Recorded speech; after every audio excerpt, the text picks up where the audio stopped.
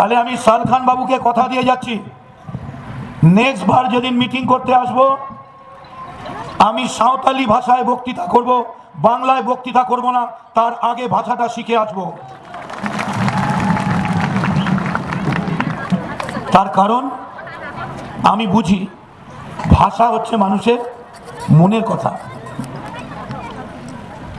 আজ যখন আমরা এখানে মিটিং করছি, কৌস্তব, রবি, আমরা এসছি, মোশারফ, জেলা যুব প্রেসিডেন্ট সুমিত্রা দেবী, আমাদের ওপরে একটা মেশিন চলছে, তার নাম হচ্ছে ড্রোন, ওপর থেকে দেখাচ্ছে সবাইকে।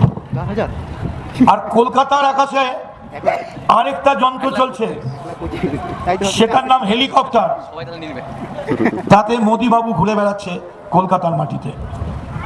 আমি সাল খান সাহেব আপনাকে কথা দিয়ে যাচ্ছি, যদি এক বাপের বেটা হই, যত টাকা খরচ করে আজকে বিজেপি ব্রিগেড ভরাতে পারেনি, তার 1000 ভাগের 1 ভাগ টাকা দিয়ে এই মাঠ আমরা ভরিয়ে দেবো, এই চ্যালেঞ্জ আমরা অ্যাকসেপ্ট করে যাচ্ছি।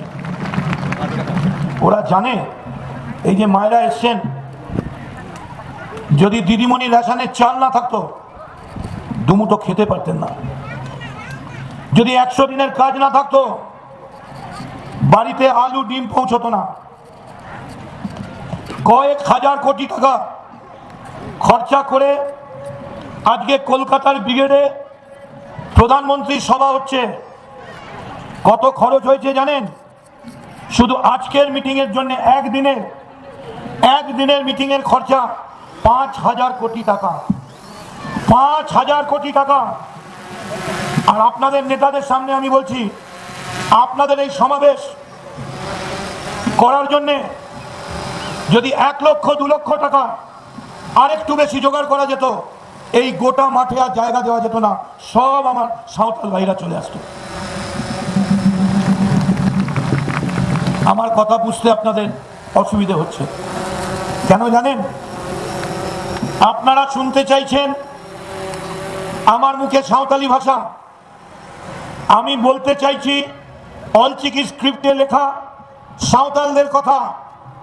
মায়েরা শুনে রাখুন, সন্ধেবেলা গিয়ে যখন মালিকের পুজো করবেন, সাঁওতালরা সত্যের পূজা করে, তখন মায়ের লালের মতো বলবেন ওপরে তাকিয়ে, যদি সাঁওতাল বিদ্রোহ না হতো তাহলে মোদি কেন, মোদির বাবাও কোনোদিন প্রধানমন্ত্রী হতে পারত না। ভারতবর্ষকে যে স্বাধীনতার স্বপ্ন দেখিয়েছে ব্যারাকপুরের মঙ্গল পাণ্ডে, তাকে আমরা সালাম জানাই। আজাদির লড়াই টিপু সুলতানকে আমরা সালাম জানাই। কিন্তু যদি সাঁওতাল বিদ্রোহ না হতো তাহলে ব্রিটিশ সাম্রাজ্যবাদ আরো 200 বছর ভারতবর্ষ ছেড়ে চলে যেত না, সাঁওতালরাই ব্রিটিশ দাঁড়িয়েছে।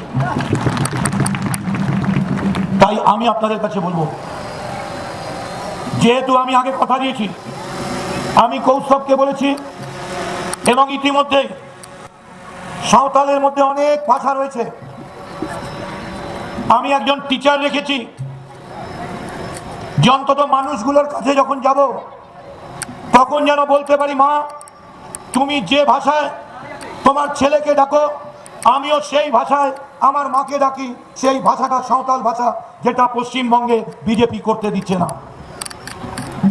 একটা কথা বলে যায়, আমি শুনছিলাম কতগুলো দালাল গাদ্দার, যাদের মমতা ব্যানার্জি খাইয়েছে, পড়িয়েছে, বড় করেছে, তারা স্লোগান দিচ্ছে, ব্রিগেডের মাঠে দাঁড়িয়ে বলছে বলুন মোদি মোদি মোদি। আমি ওদের উত্তর দিয়ে যাই, গাজলের মাঠ থেকে আপনারা আমার সঙ্গে বলবেন, আমি বলবো দিদি দিদি, আপনারা বলবেন দিদি দিদি।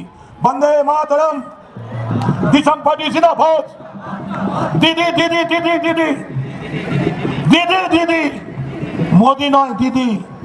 কারণ দিদি আপনার ঘরের মেয়ে। আর দিদি কি করেছে জানেন? আরো 100টা বিজেপি এলো, কোন আদিবাসীর জায়গা দখল নিতে পারবে না, কারণ বাংলার মায়ের লাল মমতা ব্যানার্জি বিল করে দিয়েছে, কোন আদিবাসীর জায়গা জোর করে দখল করা যাবে না, সে যত বড় বড় নেতা হোক আর সরকার হোক।